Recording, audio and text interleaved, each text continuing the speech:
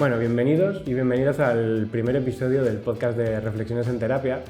Vamos a hablar en este primer episodio de lo que es el rol de Salvador y Salvadora en la pareja, ¿no? De cómo se crea, cómo se forma desde la infancia hasta la adultez, cómo se perpetúa en la pareja y, bueno, y las posibles soluciones, ¿no? que podemos encontrar a este tipo de papel. Estoy aquí con dos compañeras de profesión, con Celia y con Blanca, y dejo que se presenten ellas. Bueno, pues buenos días a todos y a todas, o buenas tardes, según a qué hora nos veáis. Pues muchísimas gracias, lo primero, Javi, por invitarme, y es un gusto estar aquí con Blanca también. Pues bueno, también pues somos psicólogas, ¿no? Y en especial pues yo me dedico también al tema de las relaciones, ¿no? Trabajo desde una perspectiva, desde el apego, desde el trauma, ¿no? Intentar entender un poquito más allá de por qué hacemos lo que hacemos. Y el tema de hoy, la verdad, que creo que trae mucha sustancia. Así que, bueno, pues si queréis seguir mi trabajo, podréis encontrarme en Instagram como Celia_psique. Y le doy paso a Blanca. Bueno, muchas gracias, Celia, y muchas gracias, Javi, por invitarnos a las dos. Yo estoy muy contenta de estar aquí en este primer episodio. Me siento muy afortunada y espero que saquemos temas interesantes, que yo creo que es un temazo, ¿no? El del rol de Salvadora, de Salvador. Y bueno, pues yo llevo unos años en terapia también. Mi perspectiva está basada en el enfoque relacional y trabajo mucho con trauma, trabajo mucho con apego también, con autoexigencia, con autoestima, en fin, pues los problemas de este siglo, ¿no? Y bueno, pues deciros que en redes también podéis seguir en @elsecretodelsíntoma. Y pues nada, estaré encantada de interaccionar con vosotros y vosotras. Y bueno, pues nada, muchas gracias por invitarme de nuevo y espero que os guste el contenido de hoy. A vosotras por venir. Y bueno, vamos a empezar. ¿Qué es exactamente el rol de Salvador o de Salvadora en la pareja? Por darle un poco un enfoque, el rol de Salvadora no deja de ser el querer sacrificarme a mí mismo en pos del bienestar de otra persona, aunque eso implique que desaparezcan las sombras, ya sea de la pareja, de la relación, y que a mí me produzca cierto malestar. ¿Qué opináis sobre este rol?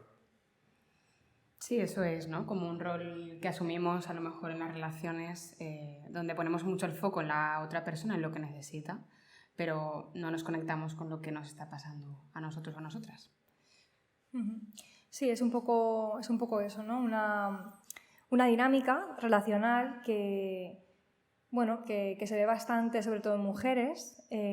También se ve en hombres, ¿no? Luego comentaremos un poquito esas diferencias entre hombres y mujeres, pero sí, se ve un poquito esa tendencia a en pos de tu propio beneficio, de tu propio bienestar o necesidad incluso, pues mirar al otro, centrarte en el otro y en definitiva pues salvar al otro, ¿no? Antes, cuando ha habido un tema interesante, cuando estábamos hablando de esto, de todo el tema de la religión, y en cuanto a la mirada positiva que se hace al sacrificio, ¿no? Jesús se sacrificó por la humanidad y todos quieren a Jesús. Por tanto, vemos ese sacrificio como algo plausible y que va a traer cierto beneficio a la pareja, y no es verdad. Ya no solo eso, sino que nadie te pide que te sacrifiques. Y un poco lo que decíamos es, bueno, si a Jesús nadie lo hubiera visto, a todo el mundo le hubiera dado igual, su sacrificio no habría tenido ningún sentido. Y por tanto, si nadie ve ese sacrificio, por supuesto, si nadie te lo agradece, para ti deja de tener sentido. Y este es un poco el rollo, ¿no? La reciprocidad de me lo vendo como algo altruista y al mismo tiempo necesito que me den las gracias porque si no, me chirría. Claro, es un poco esto que vemos mucho también en este rol, y es que, por un lado, hay mucho deseo de agradar al otro, de complementar al otro, de solucionarle la vida al otro, ¿no? Y es como que sale muy empático, sale muy de dentro, y es cierto que sale muy de dentro, pero al mismo tiempo es verdad que a veces cuando no obtenemos un beneficio, que a veces es muy difícil obtenerlo, porque si esperamos recibir lo mismo que damos, es que damos mucho, ¿no? entonces al no recibir ese beneficio, una se puede enfadar, ¿no? Se puede sentir frustrada, se puede sentir que no le dan lo mismo que ella da, que no recibe igual, y eso genera frustración y genera malestar profundo también. Es como hay ese como una juego. diferencia, ¿no? Entre el que da, el que recibe. Con lo cual, si damos mucho, va a haber esa frustración en no recibo lo que doy, ¿no? De la misma manera. Claro, porque a ver quién te va a dar lo que tú das, ¿no? Es complicado. Ahí está. Claro. La pregunta que a mí me surge es cuándo hemos aprendido a funcionar así, ¿no? Lo que decía un poquito Javi, desde la religión, yo creo que conecta mucho como con el sentimiento de culpa, ¿no? Esa culpa de si no me doy a los otros, no soy válida o no soy válido. ¿Tú cómo lo ves, Javi? Sí, sí que es cierto que hay una acomodación patológica en cuanto a mi rol, mi papel en la pareja, ¿no? Si normalmente yo me vinculo desde un papel de ayuda, si solo sé vincularme desde ese papel, yo no me lo puedo extirpar. Y esto pasa muchas veces, ¿no? Cuando lo planteas, ya no tiene por qué ser con pacientes, pues con amigos o contigo mismo. Si yo me extirpo esto, si yo dejo de ayudar, ¿quién coño soy? Es que es como que te sientes pues como si te cortaran los brazos, ¿no? Te sientes bastante inútil. Claro, como mucho vértigo, Claro. ¿no? De, vale, bien, lo trabajamos, pero luego ¿qué Sí, pasa sí, conmigo, con mi función, ¿no? En casa, con los amigos, con la pareja. Se queda un poco colgado a lo mejor, ¿no? Sí, porque te identificas, o sea, desde muy pequeñito, pequeñita con ese rol, ¿no? Sí. Entonces, lo que decíamos, estar muy hacia afuera y hacia adentro, ¿qué me está pasando a mí con esto? O también, ¿por qué estoy ayudando tanto a la otra persona? Quizá no me lo está pidiendo, pero yo necesito sentirme útil o más válida o más válido a través de eso. ¿Y qué pasaría si no diera tanto? Y nos podemos preguntar a lo mejor para identificar eso, ¿no? Podemos preguntarnos, pues eso, ¿de dónde viene? ¿Cómo ha sido nuestras primeras relaciones, ¿no? ¿Cómo han ido? ¿Cuál ha sido nuestro rol en casa, a lo mejor? O nuestro rol con las amigas, ¿no? De cuando éramos más jóvenes o los amigos. Podemos preguntarnos eso, dónde nos han colocado o dónde nos hemos colocado para ver, pues eso, qué sentido tiene ahora, cómo nos relacionamos y si tiene que ver con dónde nos pusieron, ¿no? Cuando éramos más jóvenes. Yo creo que se ve mucho una relación entre quizás pues un rol reversal, tener un rol... Como invertido, ¿no? Efectivamente, un rol invertido con la mamá o con el papá, hacerte tú mucho cargo de cuidarles o de que estuvieran bien. Sí que vemos ahí bastante relación, ¿no? Yo lo veo bastante. Sí. Hay una metáfora que me gusta mucho en cuanto a los sentimientos, el ser depositario o receptor de los sentimientos maternos o paternos cuando eres un niño o una niña, y es el camarero que está llevando 25 platos en una bandeja, que de repente te ves así, totalmente incapacitado, que no te puedes ni mover porque a la mínima se te derrumba todo. Sí. El problema está en que esos platos son tu madre o tu padre. Y dices, es que no tendrías que estar haciendo esto. Claro. No tendrías que estar ocupándote de esto y aún así te hacen cargo de. Por tanto, claro, para preservar yo mi sitio como hijo o como hija, tengo que perpetuar este rol. Lo veo, lo normalizo. Claro. Claro, las estrategias se forman en momentos de mucha vulnerabilidad, donde sobrevivir es importante y para un niño o una niña la mirada de sus padres no es optativo, ¿no? Es algo que necesita, igual que necesita el alimento físico u otras necesidades. Cuando somos más mayores, yo creo que es el punto, ¿no? ¿Qué está pasando para que sigamos manteniendo un rol que no siempre, como decía Blanca, nos beneficia o donde nos frustramos? Que bueno, no sé, eso iremos viéndolo en el podcast. Sí, pero sí que es interesante ver un poco eso, ¿no? Ver cuál ha sido la situación, ¿no? Qué es lo que puede haber propiciado que desarrollemos ese estilo concreto de relacionarnos, porque es un estilo concreto, ¿no? Sí. O sea, cuando nos posicionamos en un lugar de yo estoy aquí para hacerme cargo de ti, para cuidarte, para, ¿no?, aguantar carros y carretas, que además lo vemos mucho, de aguantar y sostener y quedarte, pues a lo mejor estás haciéndolo por algo y tenemos que ver un poquito cómo se ha formado eso para, pues lo que decía Celia, ¿no?, para preguntarte ahora si sigue siendo necesario, si sigue siendo algo que te salva o que te mantiene te mantiene pues, en tu sitio, en la familia quizás. Cuestionar un poco cómo lo estamos manteniendo y por qué. Sí que es cierto, y esto, por ejemplo, me gusta explicarlo desde la codependencia, las adicciones, que hablamos mucho, ¿no? De que te beneficia en algo, del hablar mucho de a nivel inconsciente, porque de aquí se malinterpreta mucho la frase de, bueno, estás ahí porque quieres o aguantas porque quieres, y es como, no. O sea, realmente tu identidad, empezamos por ahí, ¿no? Lo que hemos hablado, de que hay una acomodación en cuanto a tu forma de ser, tu identidad, una normalización, y no es que quieras aguantarlo, sino que para ti es una tolerancia, ¿no? Lo has aguantado durante tanto tiempo sin tener que hacerlo porque te han obligado, que para ti ya forma parte de ti. Ya forma parte de ti. Es la dinámica. Eso que dices es interesante, el tema de estás ahí porque quieres, ¿no? Detesto ese discurso, me parece horrible. Que añade más culpa, ¿no? Claro. O sea, yo entiendo el mensaje detrás, ¿no? Y es, vamos a cambiar cómo te estás relacionando, que puedes hacerlo, ¿no? Puedes encontrar una manera. Pero el estás ahí porque quieres, a ver, no. Estás ahí porque, bueno, pues porque la vida te ha llevado ahí. Que luego sí que puedas coger y cambiar un poco esa dinámica, por supuestísimo. Pero es verdad que eso que dices, estás ahí porque quieres, Son dinámicas, me gusta, ¿eh? Sí.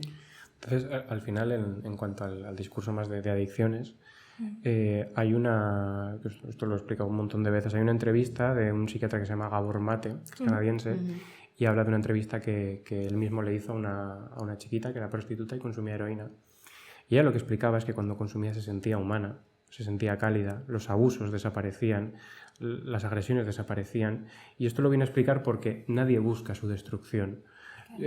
En muchos libros de Winnicott, que bueno, Winnicott es un psicoanalista y pediatra, era psicoanalista y pediatra bastante famoso, lo que viene a decir es eso, o sea, nadie busca una destrucción o un daño propio, buscas una evasión. La misma autólisis, cuando te cortas, es para evadirte de un dolor emocional, no para producirte un daño.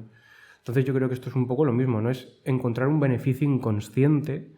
Y que no es porque quieras, sino porque realmente pasa por algo. Y es algo que me protege, ¿no? De un dolor más... Claro. O de un abandono a veces, incluso. Claro. Sí. O de enfados muy bestias. Eso es, ¿no? El conflicto, ¿no? Claro. O sea, ¿qué pasa si no estoy ahí para ti? Que tengo que abrir un espacio donde hay un conflicto, donde tú me tienes que ver y yo no tengo que estar de acuerdo con lo que tú quieres. Justo. Y ese conflicto en momentos de periodos más sensibles, ¿no? O sea, cuando somos niños o niñas, no es tolerable ese conflicto. O sea, yo no me puedo enfrentar a papá o a mamá. Ahí está. Entonces, claro, eso lo vamos como perpetuando un poquito cuando vamos creciendo y para no enfrentarme a ese conflicto o a ese posible abandono o a esa pérdida de esa persona, pues bueno, estoy ahí, ¿no? Para ti. Entonces, sí, completamente. Y también hay un punto en este tema que me hace pensar mucho y es un poco, más allá de ver de dónde viene o de dónde sale, es pensar a día de hoy qué es lo que te está... O sea, cómo te está gratificando ese rol, ¿no? Porque trae penurias, trae insatisfacción, trae sentir que no es recíproco, ¿no? Lo que hablábamos antes. Pero sí que creo que a veces es interesante pararte a ver qué es lo que sí que te da ese rol, porque muchas veces vemos que nos da estatus social, ¿no? Como la mujer que es la que siempre está ahí para la familia. Fíjate, Paquita, que siempre estaba para todos, siempre lo daba todo por los demás, ella la última, ¿no? Como cosas que se han valorado a nivel social como absolutos dones, ¿no? O sea, es como... Es más, hay una especie de término, ¿no? Lo de madre coraje, que puede con todo y que nunca se rinde. Y dices como que se tiene que rendir, que es humana antes que se madre. La pobre, por favor. Que se caiga un poco. Sí, que no pasa nada. Sí. Claro, el aguantar ahí, el estar... Oh, es algo incluso que se recuerda cuando la persona ha fallecido, ¿no? Claro, es lo que se recuerda. Más allá incluso de la vida, se recuerda ese rol. Claro. Claro, y es lo que comentábamos antes, que al final es lo que decía Javi justo hace un ratito que estábamos hablando antes, preparando el podcast, ¿no? Y estábamos comentando que el egoísmo, que lo contrario a eso se percibe como ser egoísta. Y claro, es que es como estar en dos extremos absolutamente alejados, ¿no? O lo das todo por el otro, no cedes, o sea, lo contrario, perdón, cedes constantemente por el otro y ni siquiera te ves, o no, o es que eres una egoísta o eres un egoísta y solo miras por ti y fíjate Paquita o Paquito que es que no ha dicho que sí que puede venir a recogerme, ¿no? O sea, es como, o soy súper, estoy a tope o no estoy para nada. Entonces son ahí dicotomías que tenemos muy dentro también. Sí, yo creo que aquí la perspectiva de género es muy importante, ¿no? O sea, como sobre todo las mujeres hemos recibido ese mensaje de mirar hacia ti es algo egoísta. Cuando tú te pones en un... a lo mejor no me gusta hablar de primero o segundo lugar, ¿no? Pero en un lugar protagonista, pues eso, ¿no? Ya dejas de cumplir ese rol de género que se espera de ti. Con lo cual volvemos otra vez a la culpa, ¿no? O sea, entonces, claro, es difícil porque al final también convivimos en un contexto social, cultural... Quiero decir que no es como tan fácil, ¿no? Lo que decías, no es porque quieres... Claro. Que... Estás así, ¿no? Y cuidas. O sea, se ve mucho, ¿no? Sobre todo en parejas también, estas dinámicas. Entonces, claro, ¿qué pasa cuando yo me miro? Y por otro lado también es para mí una doble vara de medir. O sea, cuando me miro tengo que atender lo que me pasa. Me tengo que responsabilizar de lo que me está pasando. Porque a lo mejor si miro mucho hacia el otro, me desconecto mucho de mí y no me tengo que hacer tanto cargo, ¿no? Porque eso es difícil. Claro. Y a veces cuando llevamos mucho tiempo sin mirarnos, tanto la necesidad como la emoción, como lo que nos está pasando, claro, luego cuando echas un ojito, bueno, ahí sale... Aparecen cositas. Claro, aparecen cositas. Sí, respecto al tema de la cultura sí que es cierto que es un lastre añadido bastante grande, ¿no? Yo, más a nivel personal, ¿no?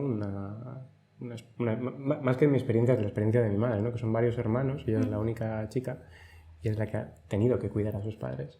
Yo creo que esto es un poco la historia de la gran mayoría de familias, que el mero hecho de ser ya te capacita de manera obligatoria para tener que cuidar.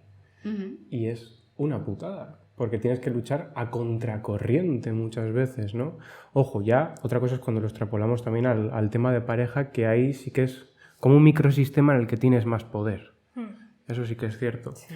Y respecto a esto que hablabais también en cuanto a verte, ¿no? Por dentro y preocuparte tanto por lo demás, sí que hay como una descripción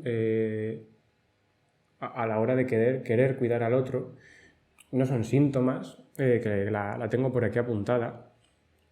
Y es un poco el ver...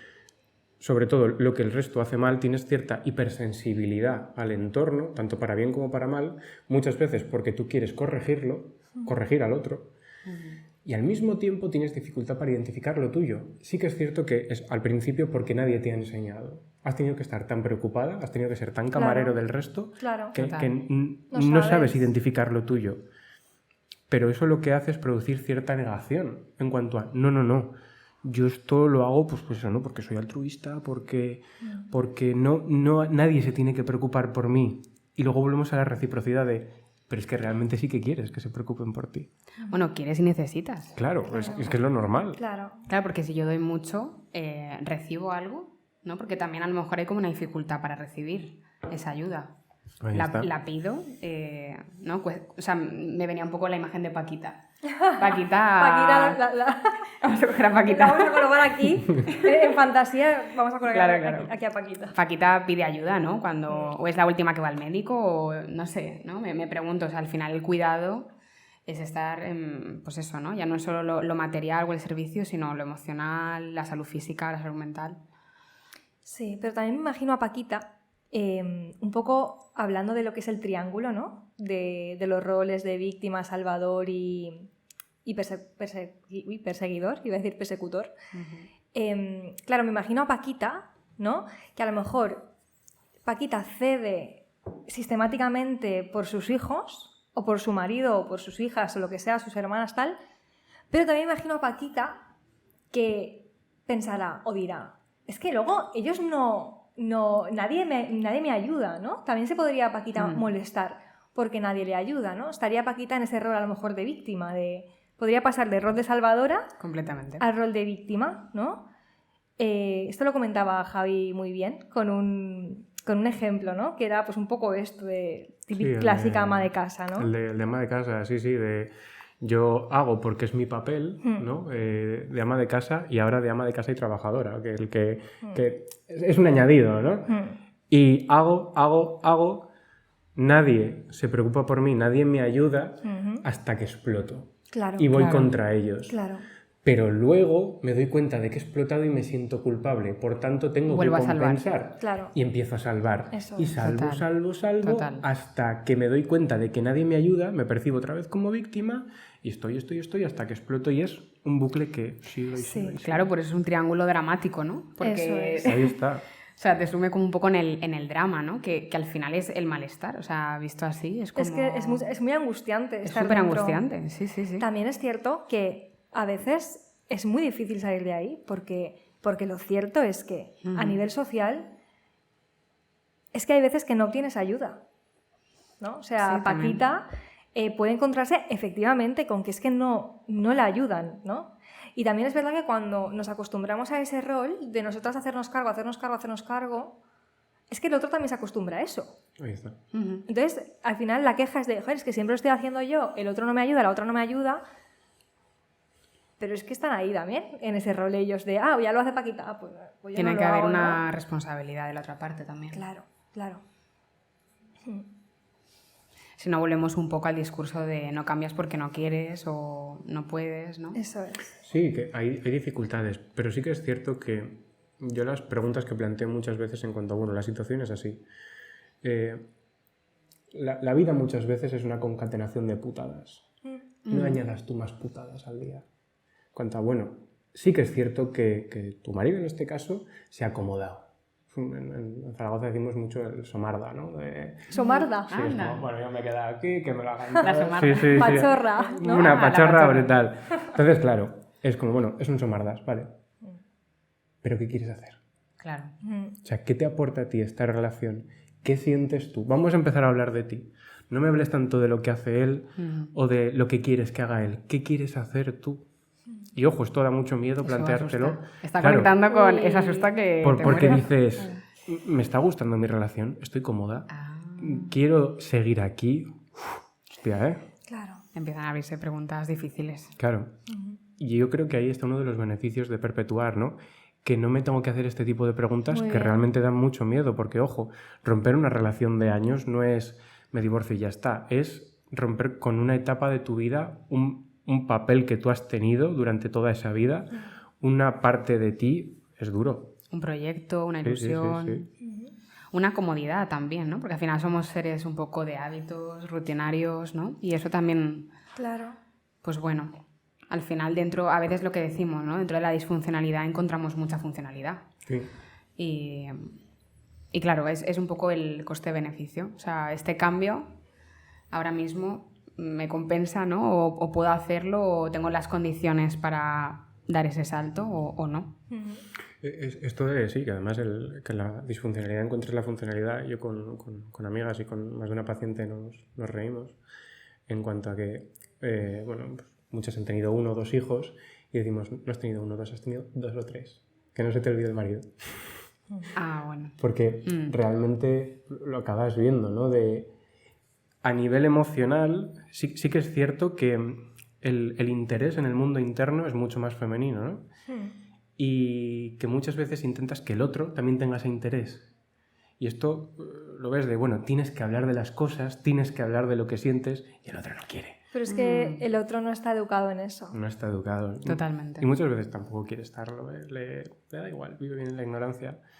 Entonces, Sí, una amiga siempre dice que comunicar no siempre soluciona. Y es algo que yo también que construí esa idea, ¿no? Porque pensamos, todo es hablar, ¿no? Pero si la otra parte no está dispuesta a comprender o a hacer ese esfuerzo, a lo mejor comunicar es darle vueltas a algo que le estás dando vueltas tú solo, tú sola. Efectivamente. Un monólogo. Un monólogo con otro mirándote, ¿no? Sí. Es complicado, pero bueno, da como para pensar, ¿no? Al final... sí. Sí que es cierto que hay que enfocarse, creo yo, sobre todo en la parte que depende única y exclusivamente de ti, ¿no? Porque al final sí que podemos hablar mucho de los tipos de pareja con la que una persona con esta estructura o este papel puede acabar, que, bueno, antes lo hablábamos, ¿no? Por ejemplo, en cuanto a los sanitarios, que tenemos, ya solo por el trabajo hay una tendencia a cuidar o a salvar. Melonazo. Sí, ¿Lo abrimos abrimos? aquí. ¿Lo abrimos o no? ¿Por qué ayudamos los psicólogos y las psicólogas? Vamos a acabar todos llorando en el podcast. Yo no quería. Bueno, pero sí que es Por verdad. trabajos de cuidados en general, Claro, ¿no? claro. O sea, yo creo que sin darte cuenta es inherente en ese vínculo que tú empiezas a crear con una persona a nivel afectivo, que de repente veas como el lacito de la capa de Superman o Superwoman se te va poniendo y ya sueltas tu discursito psicológico de ¿has pensado en esto o en esto otro? Y te ves a ti mismo como mira qué guay, cuánto sabes, pero no te das cuenta de que si tú te percibes en los vínculos como un psicólogo, lo único que vas a conseguir son pacientes. Sí. Y eso es una putada. Además irritamos mogollón, ¿eh? Cuando nos ponemos en plan psicólogos fuera de consulta. Sí. Yo recibo mucho odio cuando me pongo en ese papel. Es como, no estás en consulta. Claro, incluso nuestro entorno, no sé si os pasa, pero os pone en ese papel. Sí, claro. Muchas veces. De me vas a escuchar, ¿no? No sé, bueno, un poco como eres como la psicóloga de la familia. Sí, Y ay, me cansa muchísimo. Pero es que al mismo tiempo, aquí viene algo que también hemos hablado y que es muy importante, ¿no? Y es la identidad. Es que es difícil no identificarse con, pues en nuestro caso, ¿no? Por ejemplo, con la profesión que ejercemos. Es difícil no identificarse con salvar o con ayudar o con sostener, ¿no? De alguna manera. Entonces, el tema del salvador-salvadora y la identidad, cuidado.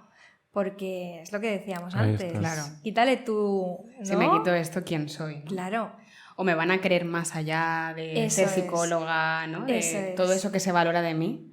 Claro. Que al final, bueno, yo hablo como de experiencia propia, ¿no? Creo que es la primera pregunta como hacia mí. O sea, ¿quién soy yo más allá de ser psicóloga? O sea, está claro que no me lo puedo quitar ni quiero. O sea, también es mi profesión y forma parte de mi entidad, pero es como qué otras áreas alimento de mi vida, ¿no? Claro.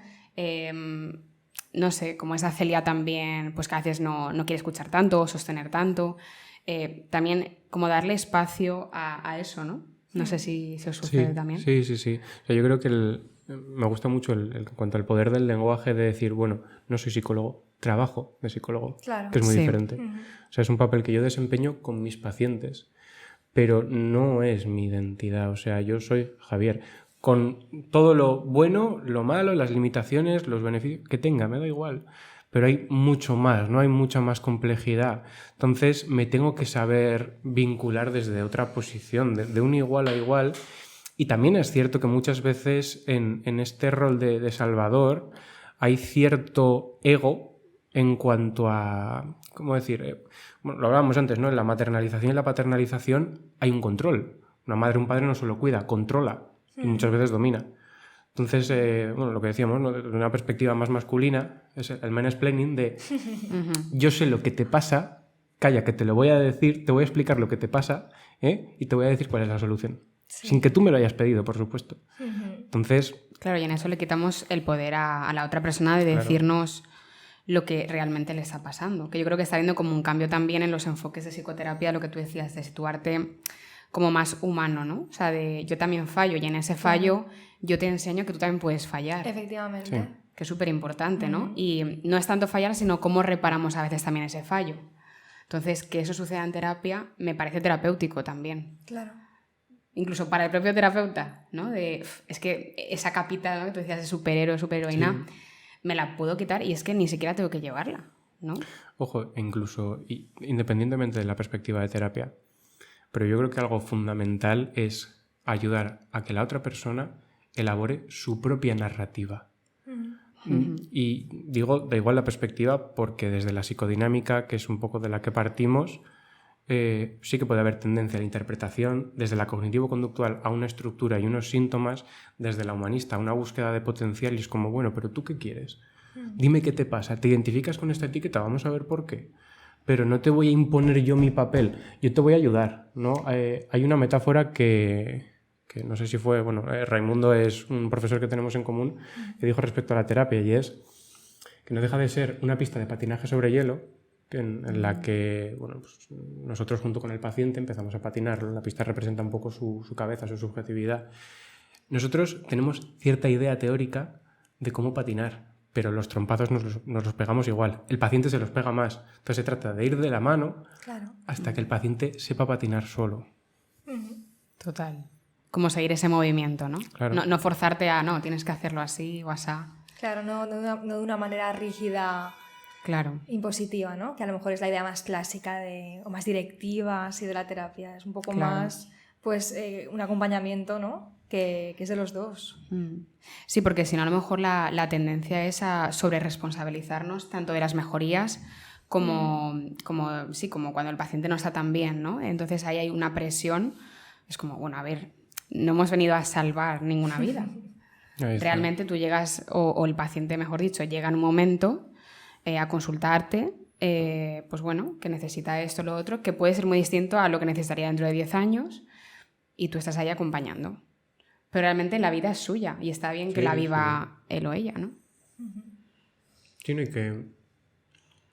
que al final la paradoja está en que, entre muchas comillas, la cura es que se consiga salvar a sí misma o a sí mismo en cuanto a que todo ese amor que depositas o quieres depositar en otro, llevarlo a ti.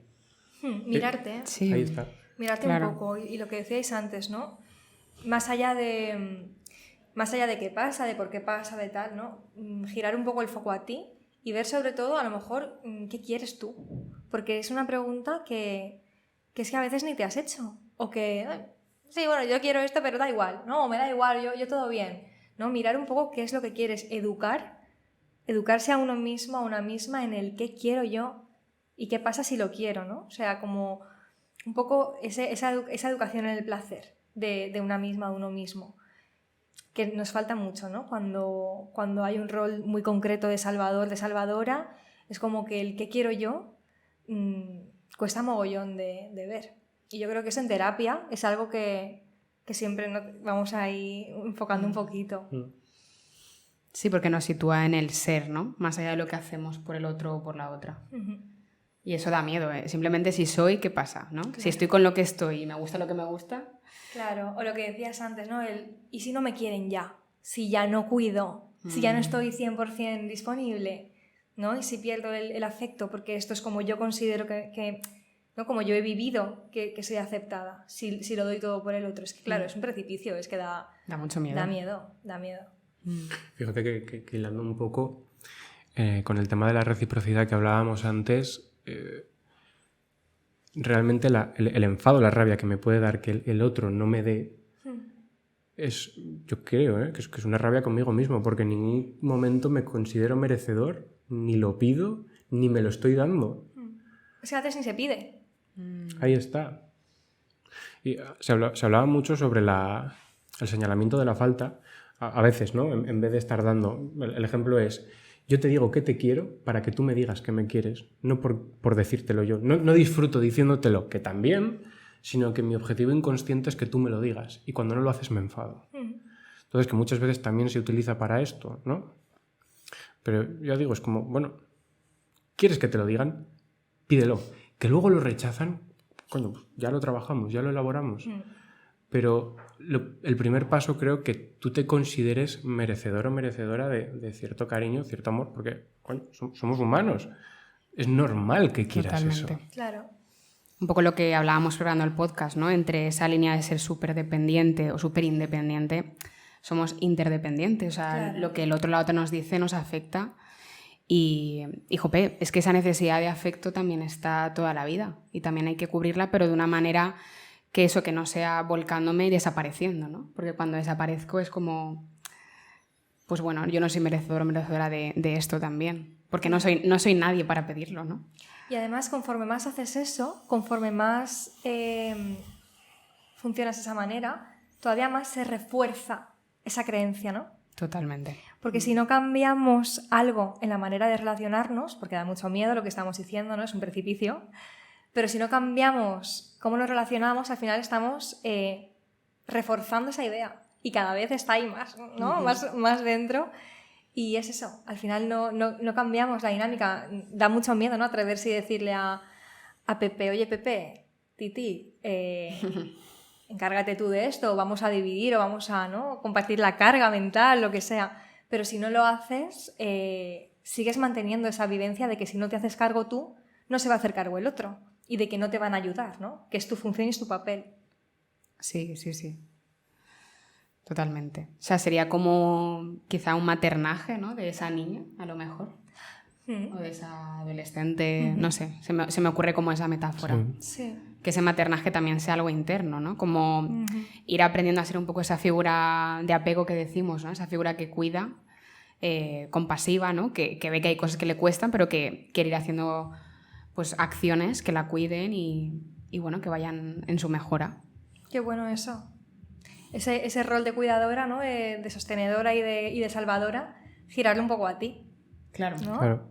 Total. Sí, porque si te das cuenta, desde la concepción del niño, el padre y el adulto, o la niña, la madre y el adulto, me da igual, cuando tú tienes un rol constante de salvación, lo que estás haciendo es coger a tu niña, ignorarla, mientras tanto le dices al niño o a la niña de otro, ¿qué tal estás, cariño? ¿Cómo estás? Tú no molestes. Hostia. Uf. Es que es lo que realmente estás haciendo. Es el mecanismo interno que estás haciendo, totalmente. Y ojo, concibes que el ignorar un momento al otro para decirle al tuyo qué te pasa es egoísmo. Qué bueno, Javi. Qué bueno. buena visión, Sí, ¿eh? sí, Es sí. muy visual. Estás cogiendo a tu niño interior y estás cagándote en él muchísimo para ver al del otro, totalmente. Lo estás apartando, que seguramente es lo que han hecho muchas veces, ¿no? Efectivamente. Tus necesidades no importan. No... Bueno, ahora no, ¿no? Ahora no toca que llores, que pidas... Claro. Y eso es en sí mismo retraumatizante, volver a esa herida, ¿no? Y volver a ese dolor de lo que decía Blanca, ¿no? Se vuelve a perpetuar esa creencia. Entonces, ¿qué hacemos? Claro. Abrimos Claro. melones Abrimos y bueno, aquí melones. acabamos el podcast. Para el siguiente... Sí. Para el siguiente os damos la solución. Como en fascículo de Premio Planeta. Bueno, Sí. yo creo que hay mucho trabajo, ¿no? Detrás de ese tipo de roles y bueno, y de otros muchos, ¿no? Claro. Pero sobre todo, yo creo que como pistita, más allá del trabajo que hay que hacer, ¿no? Lo que decíamos antes, poner a prueba otros mecanismos a los que acostumbras a ejercer, ¿no? Durante toda tu vida, ¿no? Los patrones que tenemos ahí súper establecidos relacionales nos permite cambiar rutas también internas de cómo percibimos las cosas, qué pasa si nunca pido ayuda y de repente un día la pido. Oye, a lo mejor te sale rana y no te ayudan, ¿no? Pero a lo mejor sí, ¿no? Lo normal es más probable que recibas ayuda si la pides que no la recibas, ¿no? En general. Entonces, un poco ponerte a prueba y cambiar esos patrones, atreverte a... que es difícil, ¿eh? Pero... Sí, porque al final da igual si te dan ayuda o no. El tema es que la pides. Efectivamente, ya es un cambio para ti. Es eso lo que importa, que tú consideres que necesitas ayuda y que mereces que alguien te ayude. El otro ya dará la respuesta que el otro quiera, según pueda o según vea. Totalmente. Sí, como que confiar no va tanto de encontrar unas certezas, sino simplemente de probar cosas nuevas a veces. De atreverte tú a De confiar. atreverte. Y ver Claro. qué pasa, ¿no? Claro. Ver qué se mueve por ahí dentro, si confías esta vez. Y yo creo que un punto muy importante a trabajar en este papel, que llegado cierto momento en el proceso de terapia, la culpa que sientes por no haber cuidado lo suficientemente bien al otro se desplaza a ti.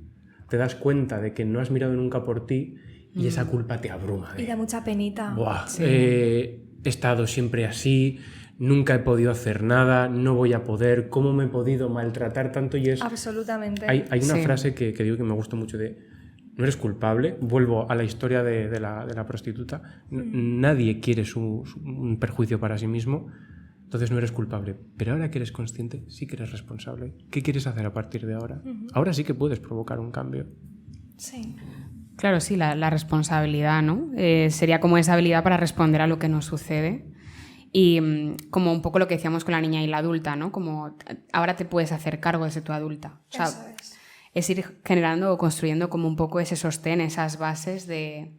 que al final es muchas veces pasar tiempo con esas preguntas de qué es lo que yo quiero, qué es lo que me gusta, ¿no? O sea, es como cultivar, ¿no? Como una tierra que al principio pues no da ahí nada, no florece, pero Claro. que vas cultivando día a día. Es que también lo vemos como algo que tiene que suceder ya, pero si tampoco lo lo fomentamos, ¿no? O sea, si no, ese tiempo, si no lo vas pasando contigo, nunca va a florecer tampoco. Claro. Ahí está. Al final se trata de eso, de aprender a escucharte. Cuesta mucho romper con esa idea de egoísmo, amor propio, de escucha, de comprensión. Y bueno, también de entender que es una tendencia que quizá nunca desaparezca. Y no es malo querer ayudar a alguien, ¿eh? No. El tema está en no desaparecer tú por el camino, pero... Claro.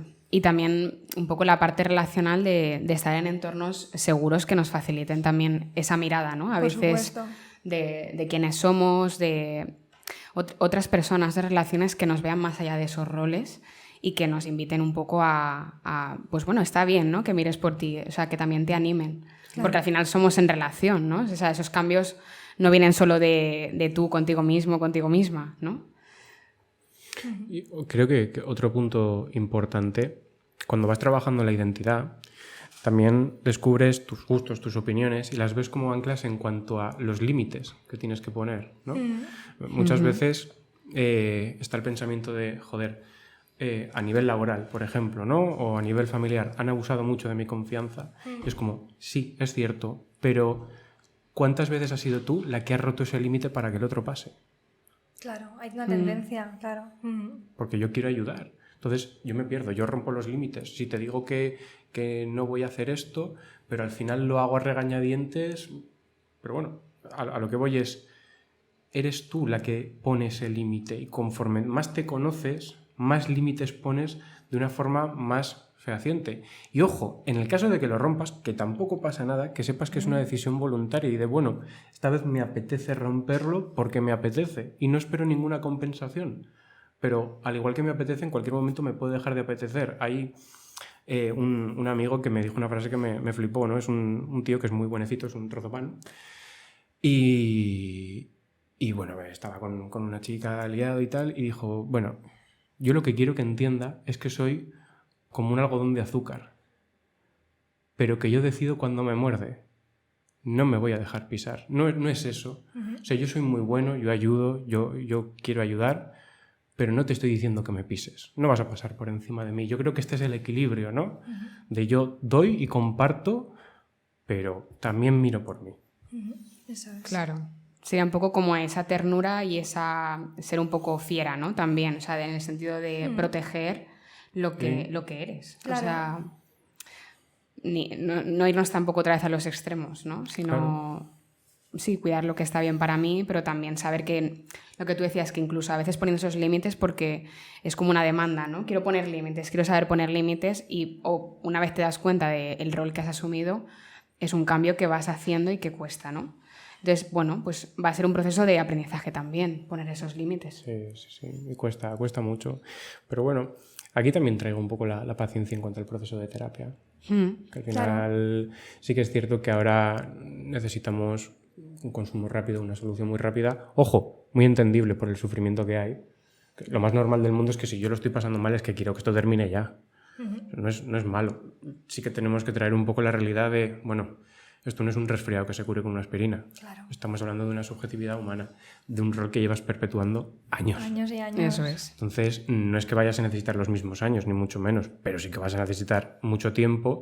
Y ojo, un concepto que me gusta mucho, experiencias emocionales correctivas, diferentes amigos, parejas o familiares que te traigan ese de, escucha, piensa por ti, piensa para ti también. Claro. Ese es lo que comentábamos antes, ¿no? Ese cambiar el rol, o sea, cambiar la dinámica que has llevado hasta ahora, bien sea cambiando la dinámica con las mismas personas, bien sea ampliando rango social, ¿no? Si podemos, y probar qué tal con ese tipo de... o con esta otra persona, o con tal, ¿no? Cómo me va ampliando mi rango y probando cosas nuevas. Es lo que tú dices, la experiencia emocional correctiva, tal cual. Y empezar por cosas pequeñas, ¿no? De lo que me cueste menos a lo que me va costando más también. Sí, y además es que cuando empiezas a hacerte cargo de esto, ¿no? Cuando empiezas a ver qué te pasa y empiezas a hacer pequeños cambios, es que realmente cuidar y sostener al otro, cuando lo haces cuando te sale a ti, de corazón, o sea, no digo que no salga de corazón habitualmente, digo que cuando no es una obligación autoimpuesta. Más genuino, ¿no? Efectivamente, cuando es más genuino, cuando te permites también mirarte a ti y decir que no, cuando es que no, y poner algún límite y mirarte a ti, ¿no? El cuidar al otro lo disfrutas de otra manera, Sí. porque estás siendo genuino de verdad. O sea, es que estás siendo algo que eliges activamente hacer y no algo que va contigo porque si no lo haces, wow, ¿no? ¿Qué va a pasar conmigo? Entonces, es muy guay ese proceso de cambio de ya no lo hago sistemáticamente porque es como funciono. No es que En ahora, automático, ¿no? efectivamente, es que ahora lo elijo cuando puedo o cuando quiero o cuando sí, ¿no? Cuando sale. Entonces es muy bonito decidir. Sí. Sí.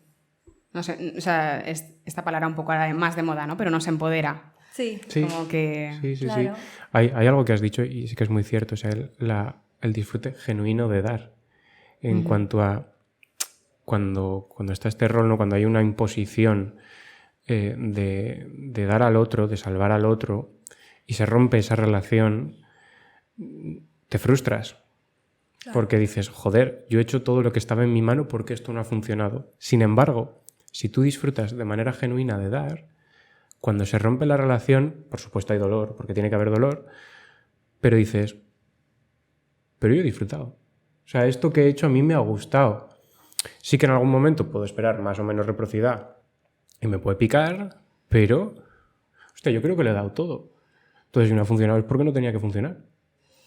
Claro. Te quita responsabilidad, ¿no? ¿Te refieres? Sí, sí, culpa, sobre todo Culpa. también, de, no sé, de... De tú has tomado tu parte, ¿no? Claro, tú has claro, sido claro, como, claro. ¿no? Como decía Blanca, si te gusta cuidar desde ahí, ¿no? Yo qué sé, pues eres más detallista, no vas a esperar el mismo nivel de detalle, pero también es estar abierto a un poco cómo el otro también quizá tenga un lenguaje distinto a cuidar, ¿no? Porque a veces esperamos que la otra persona nos cuide de la misma manera, exactamente al mismo nivel. Eso es otro tema, Y ¿eh? eso nos Es otro melón. cierra las posibilidades también de que, hombre, pues a lo mejor la otra persona, yo qué sé, me lo invento, pero me prepara la comida o me recoge del trabajo o está ahí en momentos importantes para mí. Entonces también nos abre a ver posibilidades. Ábremelo, ¿no? No, que es verdad, que esa es otra, ¿no? Es como otro tema que podemos ahí meternos, pero que es cierto lo que dice Celia, que a veces lo que entendemos por cuidar, bueno, a ver, hay cuidados básicos, ¿no? Que se tienen que dar. Sí, claro. Y responsabilidades básicas. Pero quiero decir que a veces esperamos del otro una reciprocidad literal, ¿no? Y a veces la forma de cuidar de uno no es la forma de cuidar de otro. Y eso es cierto también, eso es así. Y a veces nos frustramos en ese, es que no me da lo que quiero, ¿no? Y al final, Sí. bueno, a lo mejor te está dando algo que no estás viendo, que no estás pudiendo apreciar. A veces no, ¿eh? A veces no hay nada. A veces no hay nada. Está el vacío. Ojo, y sin haber un juicio, esto no deja de ser un narcisismo muy infantil.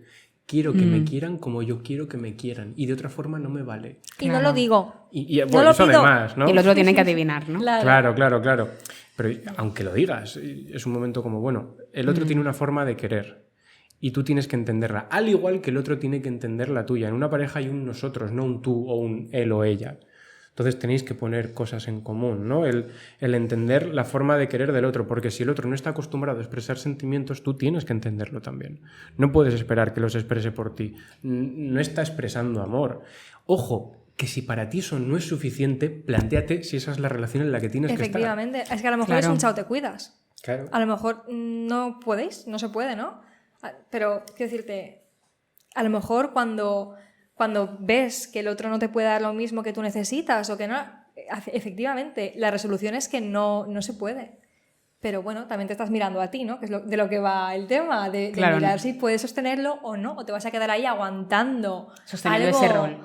Claro. Y esa frustración. Esperando que cambie algún día, ¿no? Claro. Eso es otra cosa, ¿no? Dentro de ese rol dentro del rol de Salvador, de Salvadora, me quedo y aquí aguanto porque me voy a quedar y voy a estar aquí hasta que esta persona cambie y yo le voy a ayudar y yo le voy a salvar de su negrura, ¿no? Lo que decíamos antes, un poco 50 sombras de Grey, ¿no? Sí, Un poquito. sí. Yo le voy a sacar de su dolor y de su... Bueno, yo es que no he visto la peli, pero imagino que es un Sí, señor sí, que sí. está, bueno, es un tío muy oscuro y la tía va a salvarlo, ¿no? De su oscuridad. Sí, se idolatra mucho esa figura. Yo eso lo traigo trabajando mucho con adictos y con parejas en cuanto a eso mismo. O sea, una persona que en ocasiones, bueno, en ocasiones no, a nivel inconsciente se está destruyendo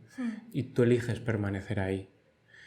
Y entiendo, porque esto lo hablan muchas parejas, ¿no? De, joder, yo es que le quiero y no quiero que lo pase mal, no quiero que se mate y le quiero ayudar. Digo, bueno, lo entiendo. Pero date cuenta, cuando tú, yo qué sé, vuelvo al rol de sanitario, cuando eres enfermera, cuando eres doctora, cuando eres psicólogo, psicóloga, tú ayudas al otro porque es tu trabajo, no es tu papel. Pero es que la pareja no es tu papel. Y ya es que ya no solo eso, intentas salvar a esa persona de sí misma y nadie te ha pedido que lo hagas. Entonces, lo primero que vas a obtener es una confrontación. Te va a decir la otra persona, escucha, déjame en paz. Y esto en adicciones pasa mucho, ¿no? Cuanto a esa tendencia al control, y que el otro o la otra es como, bueno, que yo quiero consumir, déjame. Y ojo, desde una lógica se entiende, tú quieres que tu pareja, la persona a la que quieres, deje de matarse, y que se entiende, pero es que no quiere dejar de matarse. Claro. Es lo que decía Blanca, ¿no? Un poco por las pistas. Es como, bueno, dentro de esto, ¿yo dónde me quiero posicionar? ¿No? A lo mejor para mí no está bien y la decisión es dejar la relación. Entonces, es preguntarse, ¿no? O sea, hay una frase que me gustaba mucho que es como, acepta a las personas como son y colócalas donde pertenecen. Ahí está. Entonces, pues bueno, no voy a entender que seas la pareja que yo pienso, el amigo, la amiga o el familiar. Es como, hay un duelo que hacer muchas veces. Hay un dolor en aceptar que las personas, pues eso, ¿no? Quieren hacer hasta aquí o tal. Entonces, no por más que sigas manteniendo este rol salvador va a cambiar algo, seguramente. Claro. Y por mucho, quitando ya el tema de las adicciones, por mucho que tengas razón respecto a la problemática de la otra persona, es que es así porque tiene unos traumas que se tiene que trabajar. Vuelvo a lo mismo. Bien. Es que eso a ti te tiene que dar igual. Porque esa persona igual ni necesita ni quiere trabajarse eso. Y ojo, si se lo quiere trabajar será su decisión con su psicólogo o su psicóloga. Entonces, al final, yo siempre voy un poco al aparte de todo esto, que tú te mereces tener una pareja de igual a igual. Eso es. Pero es que tuyo es un 50%. Si ese 50% no está... Bueno, pues si os parece, vamos terminando por aquí. ¿Alguna conclusión que queráis dar? No sé, es que hemos hecho muchas cosas, ¿eh? Así recopilar ideas. Sí. Bueno, echar una mirada hacia adentro, tanto para entender por qué estamos aquí, ¿no? Y validarnos también porque estamos aquí. Y también, más allá de mirarnos en cuanto a entendernos, mirarnos en el presente también, poco a poco, qué es lo que deseamos, qué es lo que nos gusta, qué es lo que necesitamos, ¿no? La mirada hacia adentro, yo creo, habéis dicho algo que me ha gustado mucho y es... me he quedado en blanco. Sí. Ese rol de salvadora o salvador, enfocarlo a ti, ¿no? Rescatarte a ti misma dentro de ese ser salvadora, ser salvadora contigo también. Eso me ha gustado mucho. Sí, yo un poco con esa idea, ¿no? Siguiendo el maternaje como hacia adentro, ¿no? Que creo que es un viaje muy bonito, que no siempre es fácil, porque al final, si nadie nos miró, pues volver esa mirada hacia adentro ahora es algo novedoso. Exacto. Pero que merece la pena. Entonces, que ese cuidado esté hacia afuera y esté hacia adentro. Merece la pena y se entrena, ¿eh? Sí. Que a veces pensamos, no puedo porque... O que cuesta, que es son meses, es tiempo, o sea, es años a veces, quiero decir. Pero se entrena. Es una forma... Es lo que decías el otro día. Es plástica la mente humana. El cerebro es plástico y yo creo que es una capacidad, ¿no? Que si nos ha dado la evolución es para utilizarla también. Eso es. Yo por terminar un poco con una metáfora y recogiendo el tema del niño, el padre y el adulto otra vez, creo que se trataría un poco de, por primera vez, abrir la puerta, coger a ese niño o a esa niña, sentarlo en la cama y decirle, bueno, ¿qué te pasa? Empezar a hablar, ¿no? Y que te cuente. Que te va a doler eso que te cuente muchas veces porque te das cuenta de que no lo has atendido. Vale, ya está, no pasa nada, pero lo estás haciendo ahora. Escúchalo. Que te cuente, ¿no? Porque claro. si no se vuelve a quedar solo o sola. Eso es. Siempre con la cautela de lo que hemos hablado, ¿no? No de ir de un extremo al otro, no de ahora voy a escucharlo solo a él y al resto lo voy a desatender. No como ayuda, ¿no? Sino como, bueno, no deja de ser un niño. Muchas veces desde la pura emoción visceral no va a tener la razón, pero es que eso no implica que no merezca ser escuchado. Eso es. Entonces, buscar siempre ese equilibrio. Y poco a poco, pues bueno... Claro, y esto a veces hacerlo de la mano de un terapeuta, ¿no? Una terapeuta Sí. que haga un poco de ese adulto que escucha como para enseñar, ¿no? A lo que decía Blanca, ese aprendizaje, ese entrenamiento, a que tú lo puedas escuchar. Sí. Sí, porque además, cuando vivimos un rol de salvadora o salvador, lo cierto es que haya sido como haya sido, que lo hemos adquirido, la verdad es que son cualidades que están ahí y que en sí mismas son bonitas. Son cualidades que hablan de ver, de atender, de cuidar, de proteger, ¿no? Entonces, en ese volcarlo hacia una, es muy bonito poder nutrir así a esa niña o a ese niño que está ahí, que no ha sido visto, ¿no? Y en cuanto a ese proceso que es costoso y que a veces nos cuesta, ¿no? Ver o cuesta que llegue, yo creo que hay una cosa muy buena para confiar en ese proceso es que al final esas cualidades están en ti, porque es que están en ti. Entonces, están en ti para los otros, por lo tanto pueden estar en ti para ti. Qué bonito eso. Y sobre todo en cuanto al tema de culpa, utilizar también la terapia, bueno, es un poco como lo que pasa en Las Vegas se queda en Las Vegas, ¿no? Pues lo que hablas en terapia se queda en terapia. Decir lo indecible. La culpa que tú sientas al decir que no te gusta la pareja con la que estás, ojo, que estás hasta el gorro de cuidar a tus hijos, cosas como esas que te hacen sentir tan culpable, que las digas, que te liberes un poco, porque eso se va a quedar en terapia y nosotros no te vamos a juzgar, es más, te vamos a comprender normalmente. Sí, es un espacio seguro para probar y para darse permiso, ¿no? Aunque el permiso es nuestro en realidad. Esto yo lo digo muchas veces, ¿no? Al empezar las terapias por primera vez, digo, yo lo que quiero es que si lo necesitas, que me utilices como cajón de mierda. Claro. Como depositario, como cubo de la basura. Porque Somos eso. Lo vas a necesitar, claro. Yo estoy para eso. Yo soy tu cajón. Luego ya nos de mierda. limpiaremos, ¿no? Claro. Luego no te preocupes que esa basura que tú echas la intentamos transformar en algo medianamente productivo. Pero tú Somos transformadores de mierda. Ahí. Eso Ahí, sí. ahí. Me gusta la definición. Bueno, pues si os parece vamos a acabar por aquí. bien. Espero que os haya gustado el podcast, que os haya molado el tema. Y nada, muchas gracias por habernos escuchado.